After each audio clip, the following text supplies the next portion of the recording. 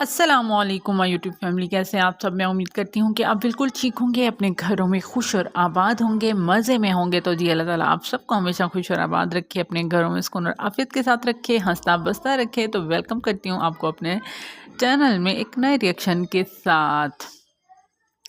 तो जी आज हम जिस टॉपिक पर बात कर रहे हैं, जैसा कि कल से आप सुन रहे होंगे कि दानिया शाह जो हैं, इन पर तो मुझे डे फर्स्ट से ही डाउट था कि इनकी ही कोई कारस्तानी है, क्योंकि उन्हीं दिनों में ही ये वायरल हुई थी और इन्हीं दिनों में ही ये रूट कर वहाँ पर बैठी हुई थी। और जिस तरह से इनकी माँ और ये आकर हर वक्त ड्रामेबाजियाँ करती थी, तो मुझे जो है ना उस टाइम तो बिल्कुल भी नहीं पता था कि इनका जोड़ जो है, इनका मैच जो है आगे जाकर किसके साथ फिट होने वाला है। जी तो मैं यहाँ पर बात कर रही हूँ अपनी पिटारा और विल्लो रानी की। जी तो आप देख सकते हैं, अगर पीछे आप चले जाएं, इनके जिस तरह के आमिर लियाकत की डेथ से पहले जो कुछ भी हुआ और जिस तरह इसकी माँ सामने आती रही है और जिस तरह वो अपनी बेटी को गले से लगाती रही है और उसकी फेवर करती रही है और उसके हर मामले में आगे आकर बयानात देती रही है,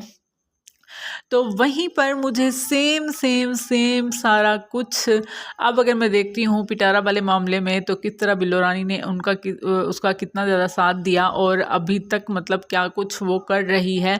और यहाँ पर बली का बकरा बने थे जो है आमिर लियाकत दानिया शाह के केस में। तो वहीं पर यहाँ पर जो बली का बकरा बने थे वो थे इजाज़ शाह।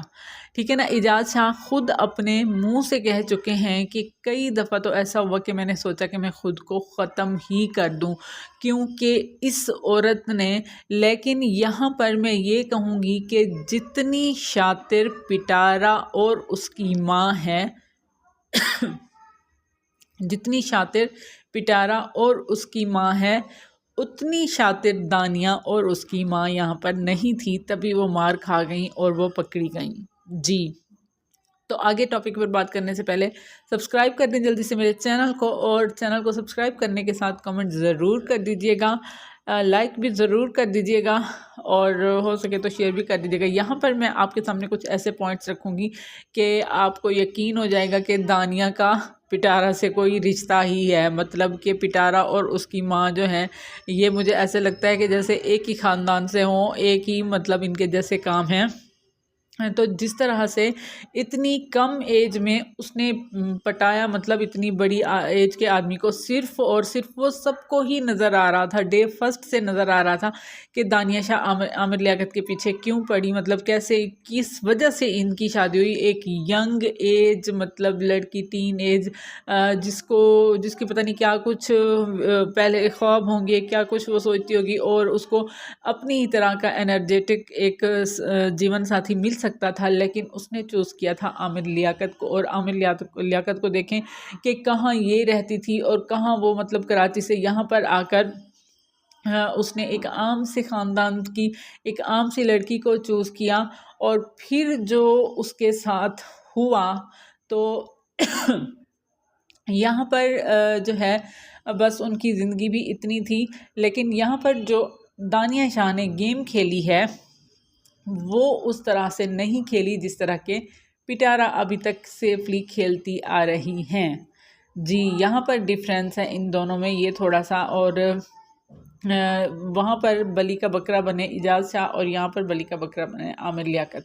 और इजाज़ शाह की ज़िंदगी थी तो वो आज मतलब हैं पड़े अपनी फैमिली के साथ खुश हैं, लेकिन आमिर लियाकत क्योंकि उनकी एज भी इतनी हो चुकी थी और वो इन सब चीज़ों का मुकाबला नहीं कर पाए, जिसकी वजह से ये सारा कुछ हो गया।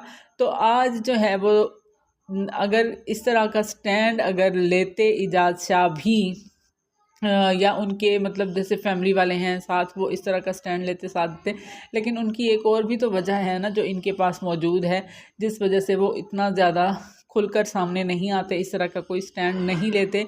तो आज हो सकता है कि पिटारा भी जो है उसके ऊपर भी कई इल्ज़ामात होते और इस तरह वो भी सलाखों के पीछे होती। और यहाँ पर मैं हैरान होती हूँ कि हम सोचते हैं कि दुनिया में मतलब एक जैसे लोग होते हैं, पड़े मौजूद होते हैं और वो नज़र भी आ जाते हैं। एक ही चट्टे बट्टे, मतलब समझ लो कि एक ही थाली में खाने वाले, ये मुझे दोनों, ये माँ बेटी हैं और वो माँ बेटी हैं, मुझे तो लगी हैं सेम। आप दोनों लोगों को अगर कोई फ़र्क इनमें लगे तो मुझे ज़रूर बताइएगा। और आगे हम बात करते हैं जिस तरह के पिटारा बीबी ने आज भाषण दिया माँओं पर। जी, माँ जो थी ना, उस बेचारी के हालात इतने पतले हो चुके थे जब ये इनको इतने दिनों बाद मिली थी।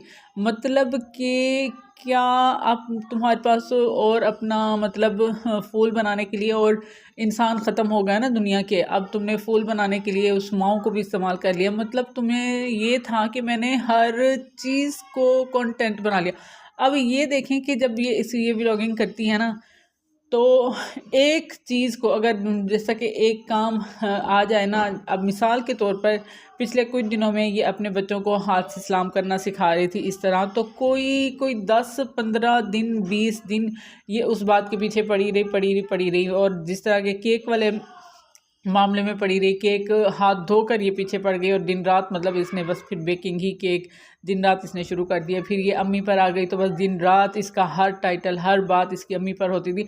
मतलब ये होता है कि इसको कंटेंट बनाने के लिए ना ये किस चीज़ के पीछे पड़ जाती है, फिर वो बस एक ही बात को रिपीट करती रहेगी, मतलब कि बंदा फिर बोर हो जाता है। मुझे तो लगता है इस वजह से भी इसके व्यूज़ जो हैं वो कम होते जा रहे हैं। और यहाँ पर ये फिर ले आई बेचारी मानो बिल्ली का किस्सा। और उस वक्त जैसा कि इसने कहा कि मैं माँ को के हाथ उठाकर मैं दुआ मंगवाती थी कि मेरा जो मुश्किल वक्त है वो ख़त्म हो जाए, तो उस वक्त मतलब कि मुश्किल वक्त, मान रही है कि मुश्किल वक्त इस पर था। और वो क्यों था, ये दुआएं क्यों मंगवा रही थी, क्योंकि इसको एहसास हो रहा था अपने गुनाहों का, जिसकी वजह से इसने काटे थे अपने आईब्रोज और अपने बाल। जो इंसान गलती पर ना हो तो वो कभी भी खुद को इस तरह नुकसान नहीं देगा। और यहाँ पर ये सिर्फ इसलिए बिल्ली से मंगवा रही थी दुआ कि मतलब ये खुद तो मांगती नहीं है, तो बस सिर्फ आसमान के तरफ ऊपर मुंह करके अल्लाह से सिर्फ बातें करती रहती है, मांगती वागती तो कुछ नहीं है, ना ही इसको कोई तरीका है इस तरह का। तो फिर इसने कहा कि चलो मैं तो नहीं मांगती, इस बिल्ली से ही मंगवा लिया करूँ मैं जो कुछ भी मंगवाना हो उन दिनों में, क्योंकि दिन रात तो ये अंदर पड़ी रहती थी। इजाज़त से आई इससे फ़ोन पर बात कर लेता था या फिर इसको कभी कुछ खाना वाने का अंदर दे देते थे, क्योंकि उन दिनों में तो ये बाहर निकलने के भी नहीं रही थी। तो खैर जो भी हो, लेकिन यहाँ पर तो ये फुल मैच कर गई है दानिया शाह के साथ, इसकी माँ और उसकी माँ, और ये दोनों जो है ना मुझे तो बिल्कुल एक जैसे ही लग रहे हैं। तो आपको अगर फ़र्क लगे और वीडियो अच्छी लगी हो तो ज़रूर बताइएगा, ना भी अच्छी लगी हो तो फिर भी ज़रूर बताइएगा। बड़े खुले दिल की आपकी ये सिस्टर ना। तो मिलते हैं फिर नए रिएक्शन के साथ, तब तक के लिए अल्लाह हाफ़िज़। अपना बहुत सारा ख्याल रखें, मुझे दुआओं में याद रखना मत भूला करें और सब्सक्राइब करना भी मत भूला करें, लाइक करना भी मत भूला करें। तो मिलते हैं फिर नए रिएक्शन के साथ, तब तक के लिए अल्लाह हाफ़िज़।